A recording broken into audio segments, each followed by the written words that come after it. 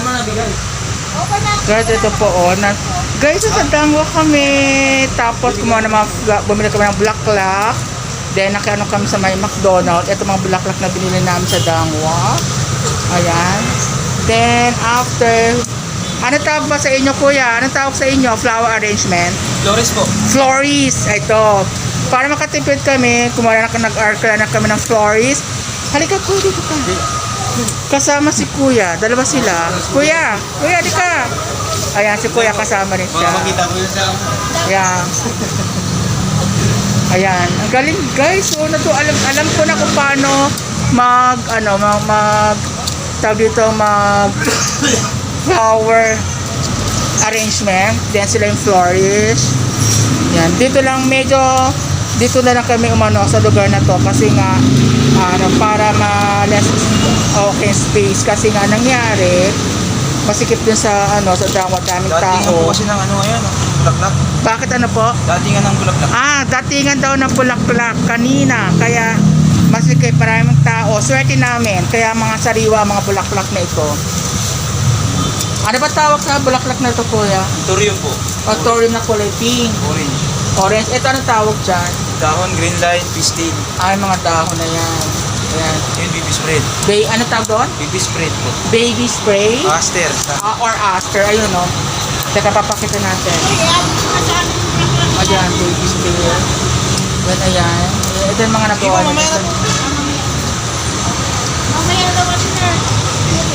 Busy pa siya. Tutulungan natin siya. Yes, sadali lang.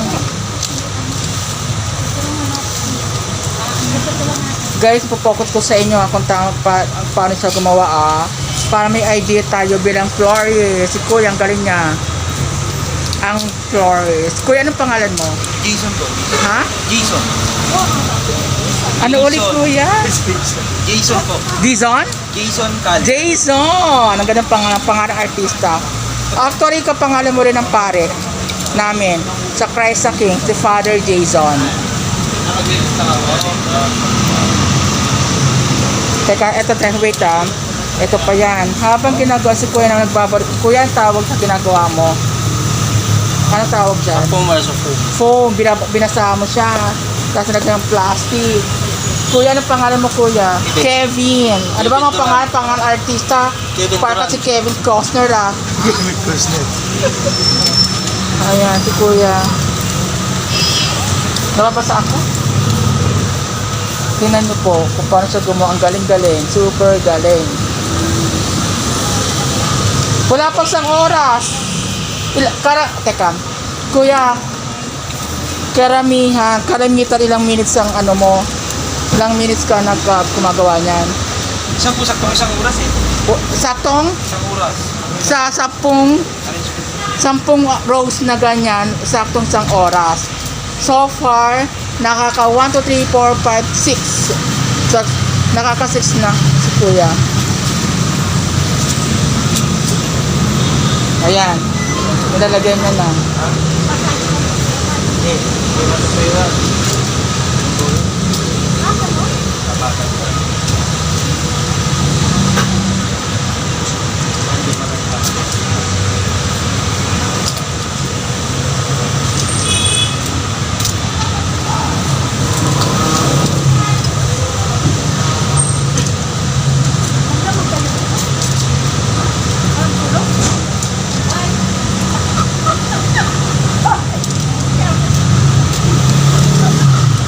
Ang bilis niya gumawa, promise. Nakita nyo, Kaya ako lang ba lang yan, hindi ko man tapos eh. Oo. Girl. Hindi ko man tapos eh. Nakakalap pa rin. Hindi kita kinabahan. Bakit ka nagtipot po? Ayan. Actually guys, sa Dangwa kami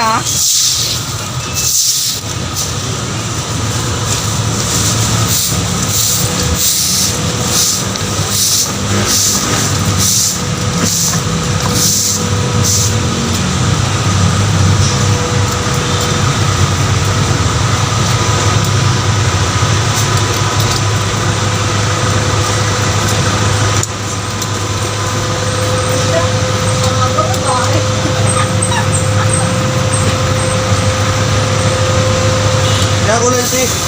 Ayan na. Nakalag pa rin yan. Okay, so. Lang lang yun lang. Oo.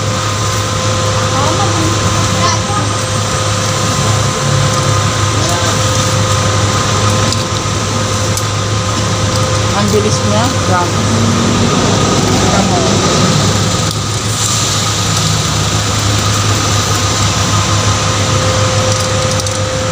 Ay, ito. Girl, makikita ka. Yung bulaklak lang. Atin na. Pakita mo yung bulaklak. Kabigay mo. Ayan, o, ayan. Autorium na kulay orange daw yan. Ha? Red?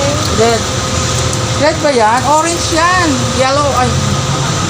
Red ba kuya yan? Orange. Orange yan. Orange. Masilay. Dati rin talaga.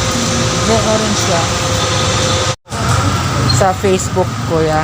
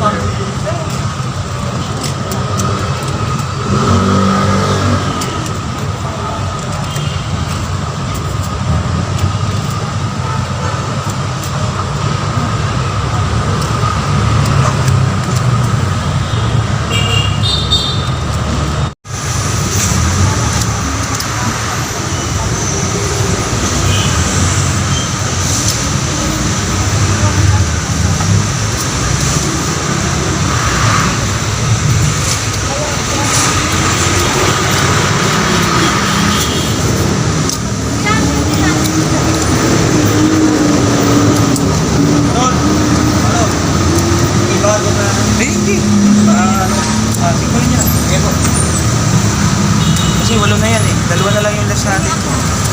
Akin na. Pabuti na ko isa. Ayan, hatid. Akin na ako rin. Pengi rin.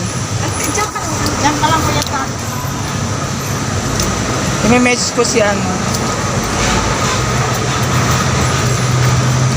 Ayan. Kinukuha na ni kuya. Binibigay na kay ate ni. Kaya.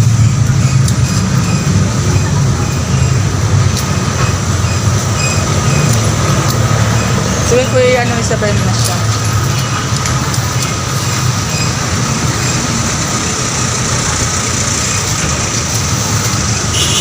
Ayan, kuya. Thank you. Tapos na.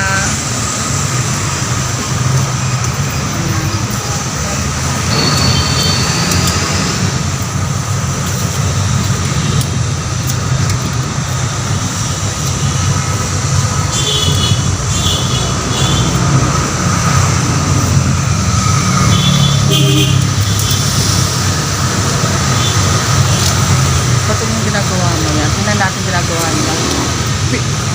Ano bang purpose niyan, kuya? Anong dahilan ba't kinakat mo?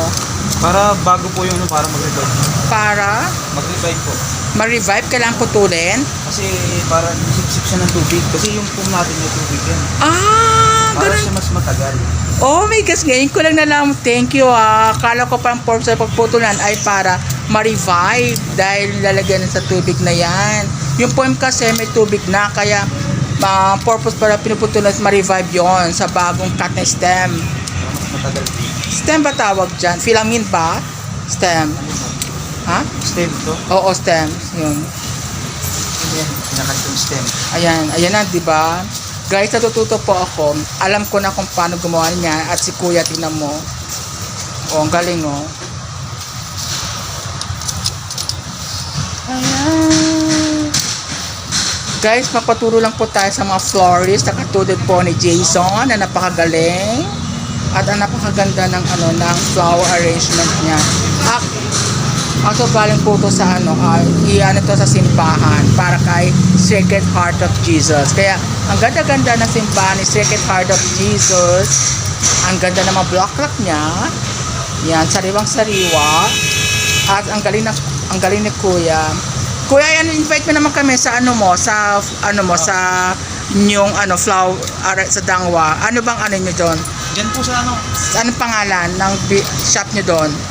tapat po, doon na po yung tabi sa may ano, sa may Wilmas Flower Shop. Doon na po. Wilmas Flower Shop sa tapat. Ayun, Wilmas Flower Shop daw sa tapat sa may Dangwan. Okay guys, ito na po lahat ang kanyang nagawa. Yung iba na ipasa ko na at meron pa pala yan. Ayan. Yun naman po. Ayan. Para kumapal daw kaya nilalagyan yun. Ayan, thank you. 1, 2, 3. Kuya! Thank you, Kuya, sa napakagandang flower arrangement mo. Bye-bye. Thank you. So, ulitin.